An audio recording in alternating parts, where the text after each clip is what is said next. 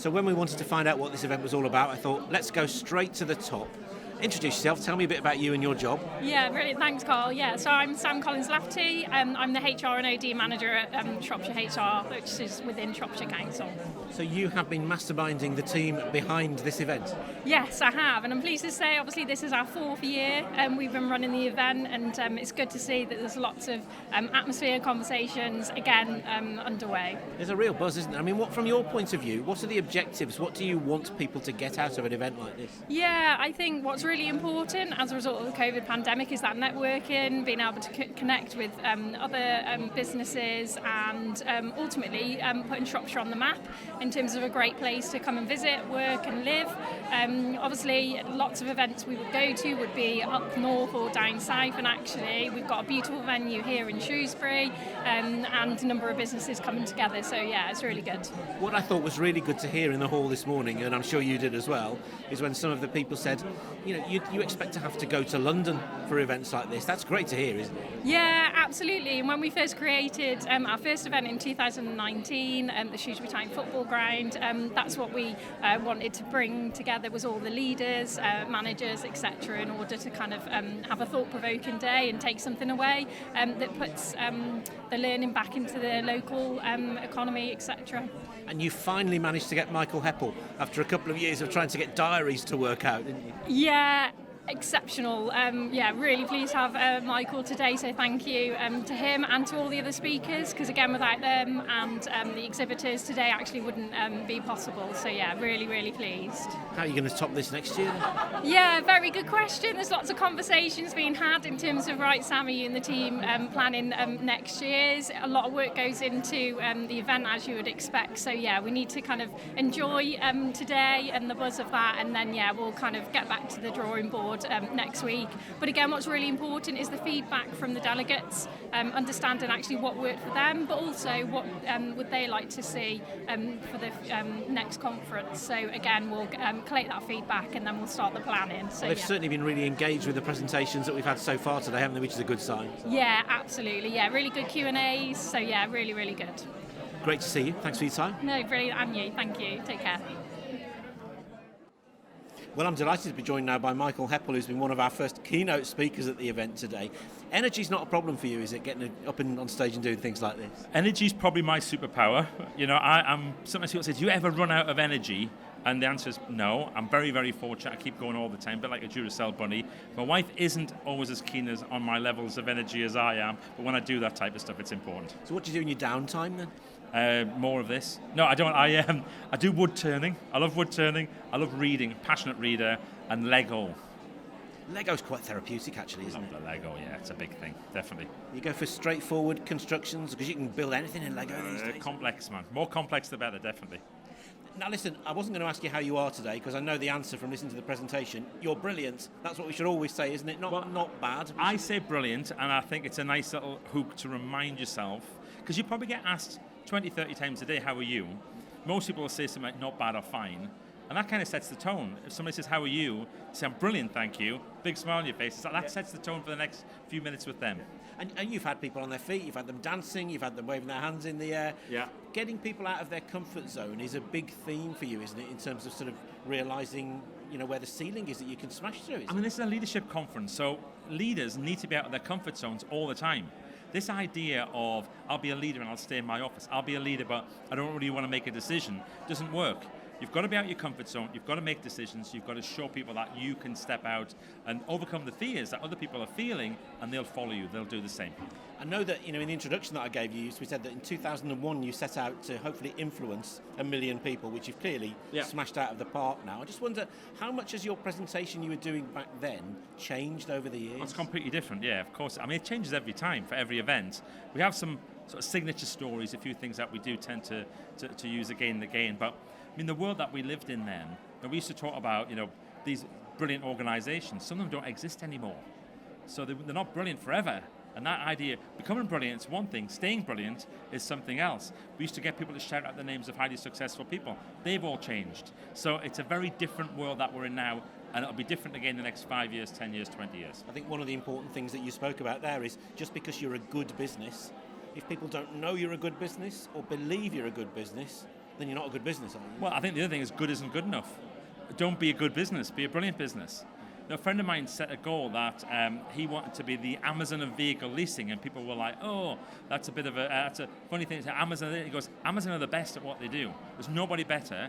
So think about what Amazon would do if they took over your business, and do that now before they do." What are the most common, you must have done hundreds, thousands of these kind of events now. What are the most common things people want to talk to you about when you come to events like this? Weirdly, there's two or three things. One, how did you get started? Which I think is just a terrible, boring questions. So I always skirt past that one. Secondly, people have a personal situation and they'll go, "I would love to be brilliant, but," and there's a reason why they don't. And I've heard them all. And if it's your truth, fine. If you don't want to be brilliant, that's okay. But usually what they're telling me is, I want to be brilliant, this is the challenge, give me a clue. So that we'll do that. And then, of course, they'll say, "Where can I buy your books?" No, they don't always say that. And I bet you tell them. But if they did, yeah, michaelheppell.com. Nicely done, sir, very smooth. I mean, you talked a lot about the importance of people being put out of their comfort zones. And for many people, getting on stage, speaking in public, doing this sort of thing, is the thing they're most terrified about. I speak to people who they won't go to networking events because they've got to do their 60-second presentation. And how do people get over that? Can anyone do it? I think first you've got to manage your state.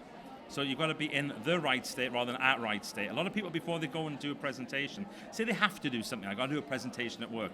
They're at the side of the stage, at the side of the room. Their breathing's all wrong. Their shoulders are up here. So get away from the fear and start and change that to excitement. A few small changes. Take your breathing down there, put your shoulders back, get a smile on your face, and make sure your first sentence is absolutely nailed. And don't deviate from it. I do the same start for every keynote. And there's a reason for that. I need to get into it. I need something that people are going to react to in a certain way. It might change after that, but the first sentence is always the same. But that's the same if you walk into a board meeting, to a networking event, anything, isn't it? Yeah, definitely. Yeah, you got to know your outcome as well. Great start, great finish, and know what you want from it. Anything still left on your bucket list to achieve then? That's a good question. I mean, yes, loads of things. But it changes all the time. If you'd asked me that 15 years ago, I really wanted to be on television. I started to work with a few television celebrities, coaching them and stuff like that. I thought, this is going to be where I want to go. It didn't happen, and I'm delighted. Because I got dinner with these people now, they're bothered all the time, and I can just get on with my life. So I'm pleased that didn't happen. But there's a few other things. Yeah, I'm a grandparent now. I want to be a brilliant granddad. What does that look like? What does that mean? What sort of things do brilliant granddads do? So I'm studying that, and I'm also transitioning from being that person who's front of house and on stage to being more of a coach in the background. So I'm having to do that as well, which is really interesting. Now you've been on Shropshire Business Live TV, Michael, though, that celebrity thing. Is that it? It could take off now, who knows? I was wandering along the Severn and people kind of grab a hold of me. You were able to wander down by the River Severn last night. You go out there in a couple of weeks' time, it'd be very different. Great to see you. Thanks so much. Thanks ever so much. It's been brilliant. Well, I'm here now with John Williams, the Chief Executive of the Institute of Leadership. And John, I guess when we've got an event which is all about the future of leadership, you're the ideal person to be here, aren't you? Well, it's very kind of you to say that, Carl. Actually, thank you very much. And I'm delighted to be here, not least because actually this event coincides with the Institute's International Leadership Week. So what better time for the event and for me to be part of this event? Almost like it's intended, don't you think? Tell us a bit about the Institute and what you do. We are a 75-year-old charitable institution. We represent about 50,000 or so existing and aspiring leaders all around the world in more than 71 countries. And essentially what we try to do is to help more people become better leaders more of the time.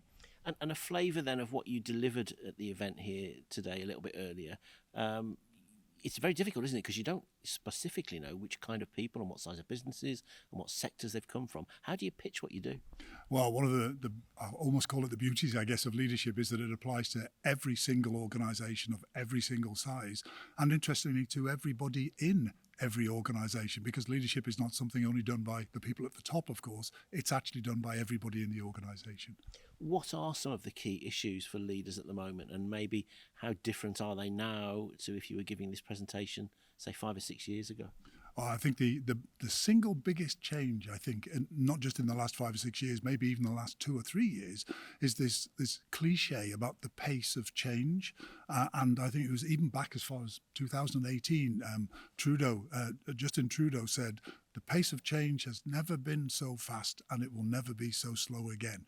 And actually, we are seeing that accelerated pace of change. And because leadership is essentially about managing how organizations face change, the challenge for leaders is keeping up with the pace of change, both externally and, of course, within their own organizations. Is one of the challenges as well not to be frightened of it all?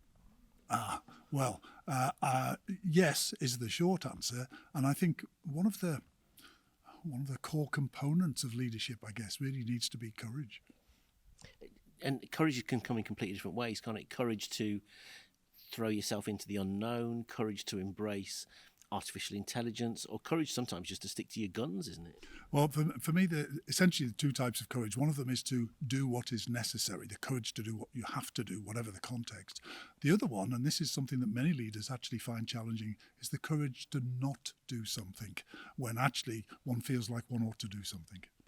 And I guess that happens a lot at the moment, because if people are just always trying to look for the next big, shiny, sexy, exciting thing, aren't they? And if somebody's tried something, I mean, AI is a typical example of this, isn't it? Everybody's just banding the word around AI without maybe going into too much detail about which part of AI, how you use it, what it's for. Everybody just says, AI, I need to get involved, without thinking why or how, don't they? Yeah, I love the way that AI is in absolutely everything, everywhere at the moment. It's not possible to have anything without AI in it. And I think for me, the challenge about having the courage to not do something is that we are faced all the time with demands from our teams, from our customers, from our suppliers. Do something. The world is changing. You're a leadership figure. Do something. And actually, the right thing very often is to say, let me think about it. Yeah, thinking time. I'm all in favour of that. Although you can think too much, can't you, sometimes as well? What if there was one particular message that you wanted to leave people with from this today? What was it? I think I remember somebody said to me once, what's the best piece of advice you've ever had in business? And I couldn't think of it, but I said, I know what the worst piece of advice is. Hurry up. That's the worst thing that anybody can do, and really think, reflect, and then act. A sound piece of advice and a good place to leave it. John, great to catch up with you. Thanks for your time. Thank you very much indeed, Carl. Great to see you again.